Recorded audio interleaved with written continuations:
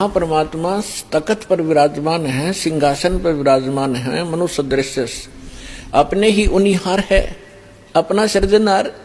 महापुरुषों ने जिनको भगवान मिले हैं, जिन महापुरुषों के हृदय कर दास नाम गिनाता है, उनके शुभ नाम आपको सुनाता है। फिर सुना देता हूं, क्योंकि महापुरुषों के नाम लेने से पुण्य लगते हैं। आदरणीय मुल्कदास साहिब जी को, आदरणीय धर्मदास साहिब जी को, आदरणीय मुल्कदास साहिब जी को, आदरणीय नानक साहिब जी को, सिख धर्म के प्रवर्तक को,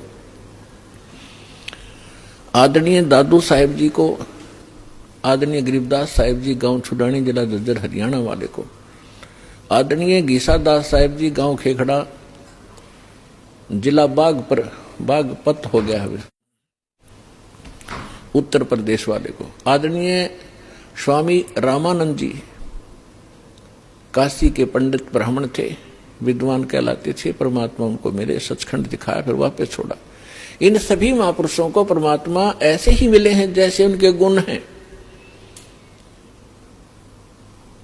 उनको आकर मिलते हैं और फिर उन अपने से परिचित करा करके जहां परमात्मा रहते हैं उस सारी व्यवस्था को दिखा करके फिर वापस छोड़ते हैं बॉडी में, ताकि ये मेरे गवाह बने, एफिडेविट लिख देंगे कि कैसा है भगवान। तो आदरणीय गरीबदास साहिब जी ने कहा कि हमरे ही उनिहार है अपना सृजनहार। उनिहार माने हमारे जैसी उसकी आकृति है, ऐसा उनका आकार है अपने सृजनहार का। तो इस प्रकार वो परमात्मा मनुष्य दृश्य है। वहां एक बहुत बड़ा गुम्बद बना हुआ है, मंदिर नुमा। उसके सेंटर में परमात्मा का तख्त है, सिंहासन है, सिर पर छतर है। जैसे आप इस दास के ऊपर ये आर्टिफिशियल बना रखा भक्तों ने, ये देख रहे हो। और परमात्मा का वहां प्रकाश जो पूरे शरीर का बहुत ज्यादा है।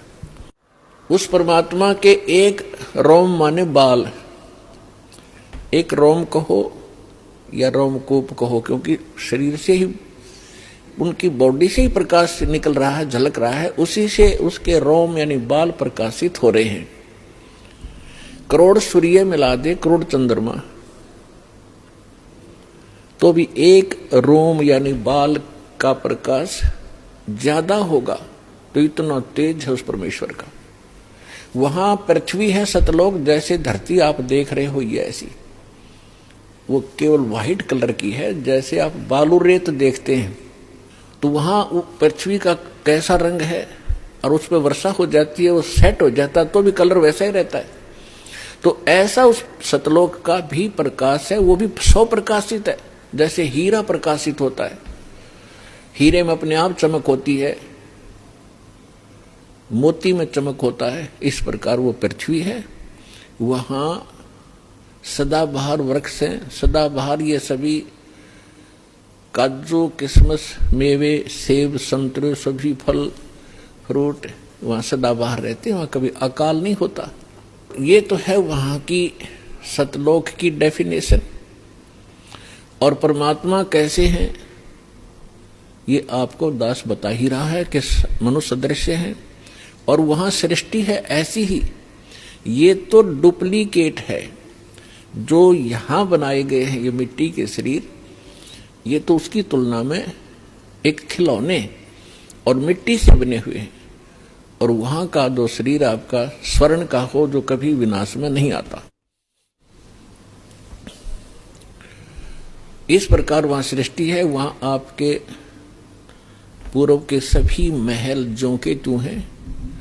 प्रत्येक व्यक्ति की एक विशेष टेंडेंसी है, एक वृत्ति है, जरा सा कोई अच्छी पोस्ट बन जाती है, उसको प्राप्त हो जाती है, या कोई धन चोखा मिल जाता है, बढ़िया कोठी बनाऊं, बहुत लंबी चौड़ी, ऊपर नीचे, और आगे पार्क हो, पार्क में फिर आगे बगीचा हो, एक साइड में तालाब हो, झूले डाल रखे हों, और फुहारे बनाता है आर्टिफिशियल के, कभी कभी फुहार भी डाल लूं, तो ये बनावटी है। अच्छा, यहां तो एक और समस्या है, ये सारा कुछ किसी ने बना भी लिया, तो 36 टेंशन साथ लिए रहता वो, उस घूम रहा है बगीचे में और टेंशन है कहीं और, ये बिगड़ गया काम, वो बिगड़ गया काम, ऐसे ना हुआ वैसे हो जाएगा। तो उसने वहां एक डुप्लीकेट बना भी लिया तो भी उसका सुख प्राप्त नहीं है उसको व्यक्ति को। और सतलोक के अंदर ऐसे ही बहुत लंबे चौड़े प्रत्येक प्राणी के अलग अलग महल हैं, वहां आपका परिवार होगा। आपको कितने अच्छे लगते हैं अपने माता पिता, भाई बहन, अंकल चाचे ताऊ और बच्चे, रिलेटिव।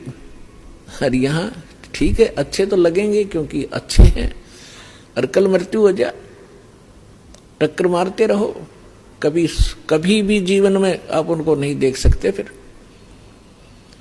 तो ये अच्छा लगते हुए भी व्यर्थ है, और वहां जाओगे आपके सारे सुख होंगे, वहां कभी मृत्यु नहीं होगी।